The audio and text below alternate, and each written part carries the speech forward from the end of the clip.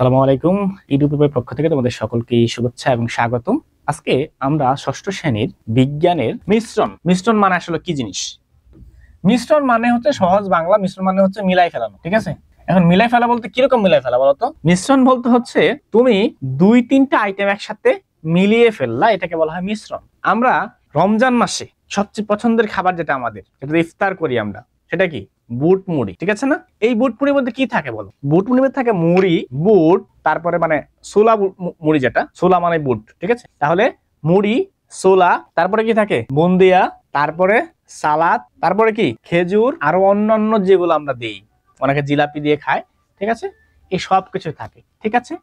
তো এই সবগুলো মিলে কিন্তু আমাদের কি হয়, তৈরি হয়ে হচ্ছে মিশ্রণ। যে মিশ্রণের মধ্যে এগুলো হচ্ছে উপাদান, তাহলে এটা একটা মিশ্রণ। আবার ঝালমুড়ি মামা যখন ঝালমুড়ি বানায়, সেটাও একটা মিশ্রণ। চানাচুর টানাচুর দিয়া বিশাল এক অবস্থা, ঠিক আছে? মরিচ টরিচ দিয়া, এটাও একটা মিশ্রণ। তার মানে হচ্ছে দুই তিনটা আইটেম একসাথে মিলিয়ে যেটা আমরা করি, সেটাই হচ্ছে আমাদের মিশ্রণ। এখন আমাদের বইয়ের পাশে দেখি, চলো কি দেখা যায়। ওকে, মিশ্রণ কয় প্রকার সেটা দেখাইছে এখানে। মিশ্রণ হচ্ছে তারা লিখছে প্রধানত তিন প্রকার। সেটা হচ্ছে একটা দ্রবণ, এটা হচ্ছে সাসপেনশন, এটা হচ্ছে কলয়েড। দ্রবণ, সাসপেনশন, কলয়েড। ওকে, আমি একটু ছোট করে বলি। দ্রবণ হচ্ছে সেইটা, এই যে মিশ্রণের মধ্যে উপাদানগুলো আছে, যেমন জালমুড়ির মিশ্রণের মধ্যে কি আছে? জালমুড়ির মিশ্রণের মধ্যে আছে মুড়ি, ছোলা, চানাচুর, পেঁয়াজ, মরিচ, এগুলো। এখন তুমি এই জালমুড়ি মিশ্রণ থেকে খুব সহজেই কিন্তু মুড়ি, চানাচুর, ছোলা এগুলো আলাদা আলাদা করতে পারবা। করতে পারবা না?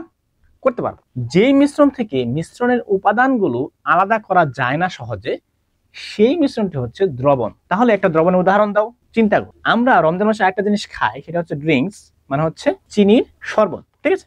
ওকে, তাহলে এই যে পানীয়টা আমরা খাই, চিনির শরবত বা লেবু দিয়ে শরবত বানাই, তুমি এই শরবত থেকে লেবুর রস, চিনির দানা, পানি পুরোপুরি শরবত হয়ে যাওয়ার পরে এই চিনির দানা, তারপর হচ্ছে লেবুর রস, পানি সহজে আলাদা করতে পারবা? পারবা না।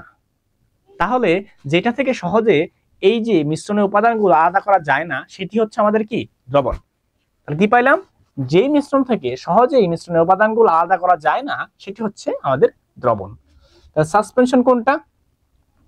সাসপেনশন থেকে সহজেই কি করা যায়? আলাদা করা যায়। যেমন তুমি যদি পানির সঙ্গে মাটি মিক্স করে রেখে দাও, কিছুক্ষণ পরে দেখবা তলানি জমেছে, মাটিগুলো নিচে চলে গেছে, পানিটা উপরে আসে, তার মানে এটা মিক্স হয় নাই, ঠিক আছে? আবার ঝাঁকানি দিবা, দেখবা হচ্ছে আবার মিক্স হয়েছে। তাহলে এই যে যেগুলোতে তলানি পড়ে বা আলাদা করার প্রক্রিয়া রয়েছে, আলাদা করা যায়, সেগুলো হচ্ছে কি? আমাদের সাসপেনশন। ফাইনালি কলয়েড হচ্ছে এমন একটা জিনিস যেটা একটা বৈষম্য, এই যে সাসপেনশন আছে না, সাসপেনশন থেকে আরেকটু এক্সট্রা। কিরকম? ওকে, তোমরা কেউ দুধ খাইছো তো? মনে হয় না এমন কেউ আছে যে দুধ খায় নাই। দুধ খাইছে সবাই। ওকে, তাহলে এই দুধ হচ্ছে একটা কলয়েড। কেন দুধ একটা কলয়েড? বলো। দুধের মধ্যে একটা ব্যারিয়ার থাকে, সেটাকে বলা হয় ইমালসিফায়ার, ঠিক আছে?